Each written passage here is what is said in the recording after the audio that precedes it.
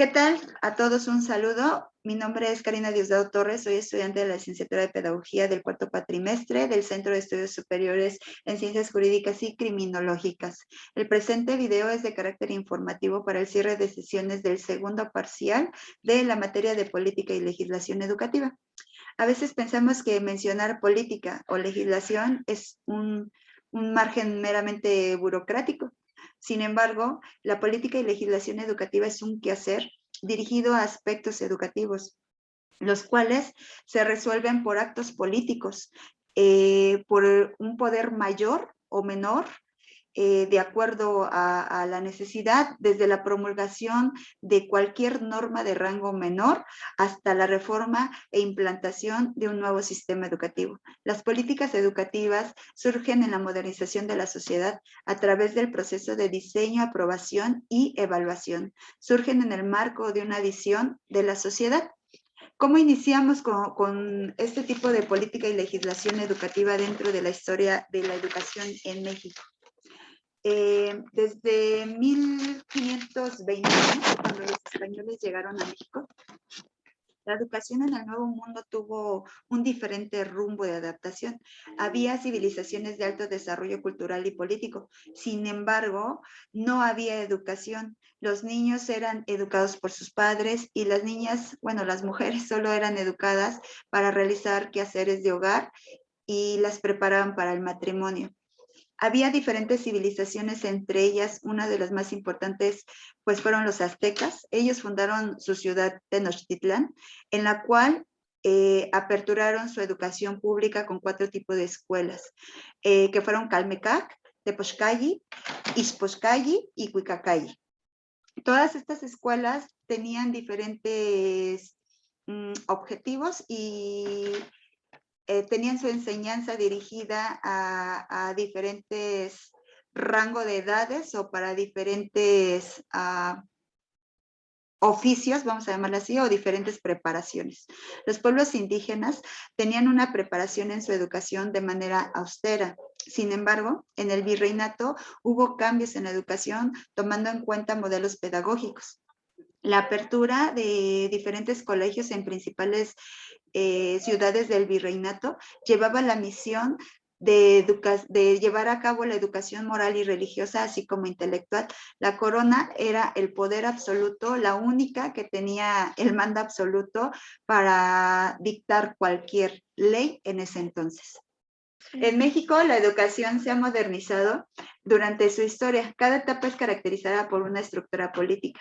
En el periodo de la enseñanza libre de 1821 a 1856, con el triunfo de la independencia, se postularon los caminos que debería seguir el país para alcanzar su progreso en el marco educativo. Se fue construyendo una nación. En 1857, el 5 de febrero, se promulga la primera constitución liberal, después de una guerra de reforma entre conservadores y liberales, se crea esta constitución liberal con una promulgación básica que era la educación laica, es decir, que ninguna doctrina religiosa podría estar dentro del marco educativo en ninguna instancia. El 5 de febrero de 1917 es donde inicia la primera reforma de la Constitución Política de los Estados Unidos Mexicanos en su artículo 3º. Este artículo ha tenido 11 reformas. Esas 11 reformas han sido a través de diferentes sexenios, ¿no? Terminando con esta última reforma en el 2019, toda persona tiene derecho, bueno, la cual emana que toda persona tiene derecho a la educación.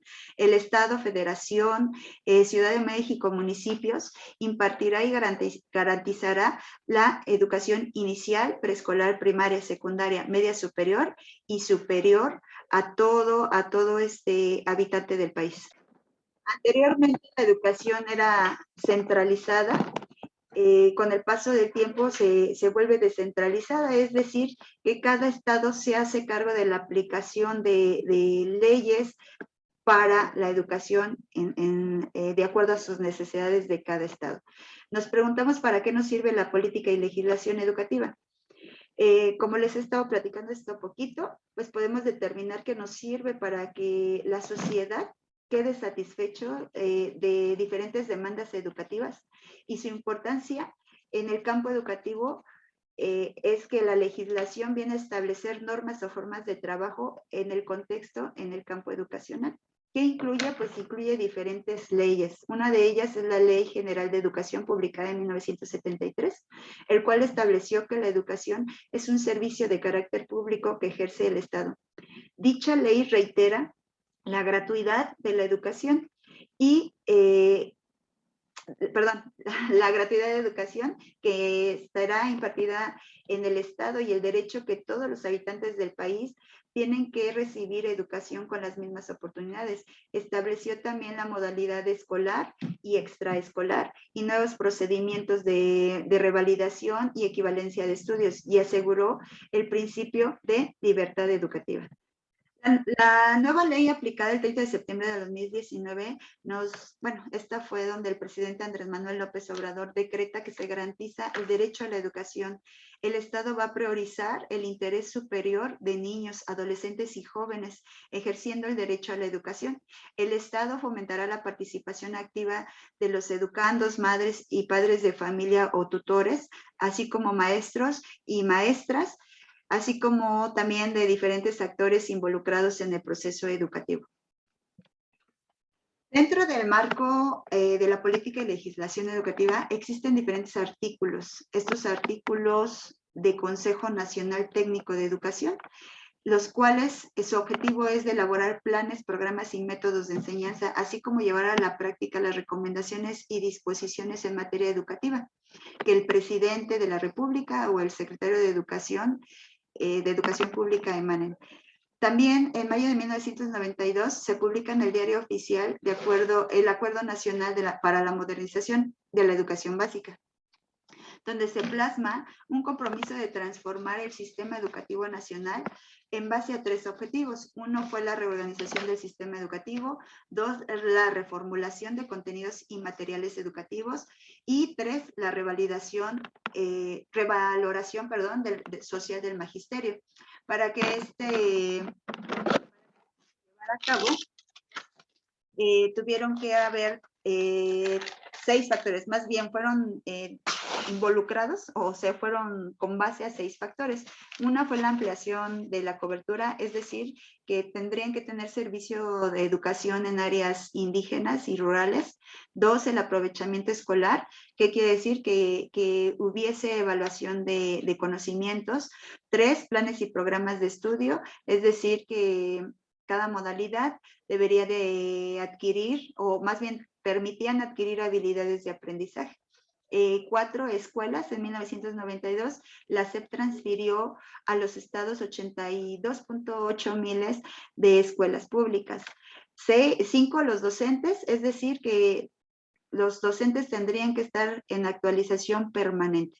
6, el presupuesto, que quiere decir que hasta la fecha no creo que todavía se haya hecho al 100%, es de otorgar a la educación la más alta prioridad en la asignación del gasto público.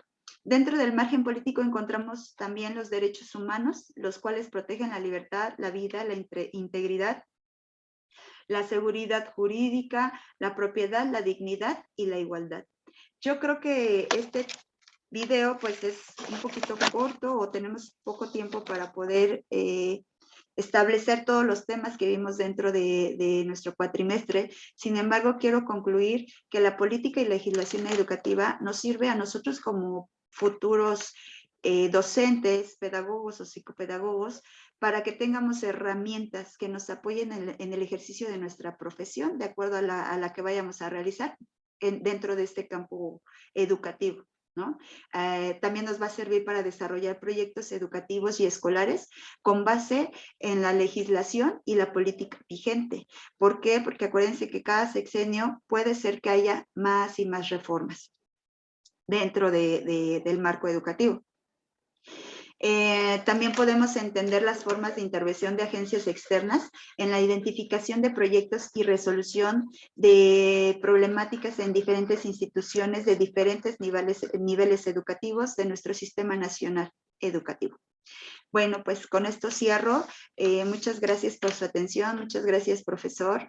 Le agradezco mucho sus enseñanzas y espero que haya quedado claro mi pequeño resumen o mi pequeño video informativo. Muchas gracias. Hasta luego.